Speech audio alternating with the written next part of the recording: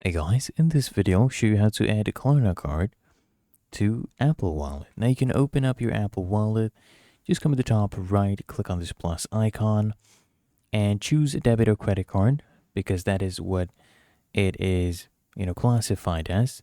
Then you just go all the way down, click here, add a different card, click here on continue, and you can click here, enter card details manually.